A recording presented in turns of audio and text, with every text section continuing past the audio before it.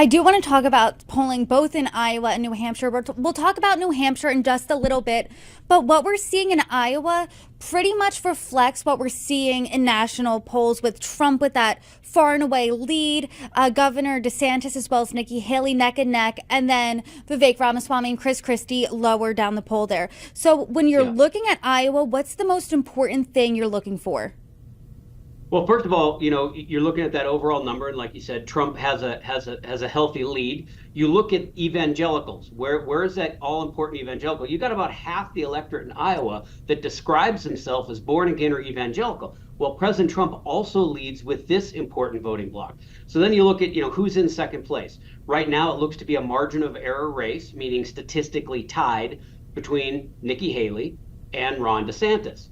So, I think with where we're seeing Haley, and we'll talk about New Hampshire in a minute, but where we're seeing Nikki Haley kind of surging into second place in New Hampshire, it really becomes critical, I think, for Governor DeSantis to finish in a strong second place in Iowa.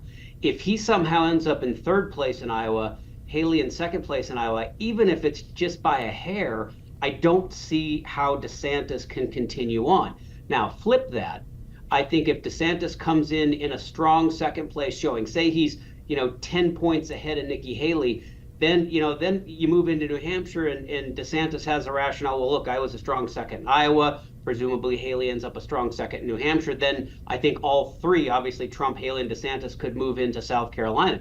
But if Nikki Haley comes in second place in Iowa, I don't see much of a rationale for DeSantis soldiering on after that. Right now it looks like he's in fourth place in New Hampshire in a lot of respects. So I think really Iowa is critical. And then, the big question there is when someone drops out, be it Haley or DeSantis, where do their votes go? It looks like right now, if Nikki Haley were to drop out, about half of her votes would go to Ron DeSantis, but about 30% is going to go to President Trump. So I think there's this myth out there in the media that, well, geez, if Haley drops out or if DeSantis drops out, 100% of their voters are going to go to the other, and their vote total is going to double. Well, that's not the case.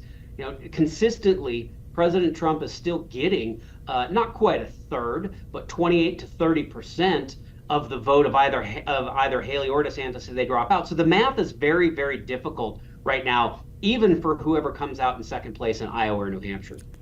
So are you saying that DeSantis has the most to lose in Iowa? 100%. Yeah, no question about it. He has to come in second place, and not like second place by a percentage point or 2 percentage points. He needs, he needs to come in a strong showing in second place. If Trump's going to be in the mid 40s, DeSantis needs to at least be in the mid to upper 20s, and hope to heck that Haley is somewhere in the mid to upper teens so he can have a good 10-point victory. If she's nipping at his heels in Iowa, where he has literally, Governor DeSantis, I think, and smartly, has gone all in. He's done the full Grassley. He's done all 99 counties in Iowa. He's moved most of his senior leadership team to Iowa. He sort of, pushed all of his chips and went all in on Iowa. And if that doesn't work, kind of hard to go back to your donors and back to your supporters and say, hey, listen, we gave it everything we had in Iowa and we finished in third place, but you should trust us in New Hampshire and you should trust us on to South Carolina. I don't think that works. So I think DeSantis absolutely has the most to lose. If Nikki Haley comes in third place, she can always say, hey, look, DeSantis put everything he had in there, and I'm in a strong second place in New Hampshire, and then after New Hampshire it goes to my home state. So I think for sure DeSantis has the most to lose in Iowa.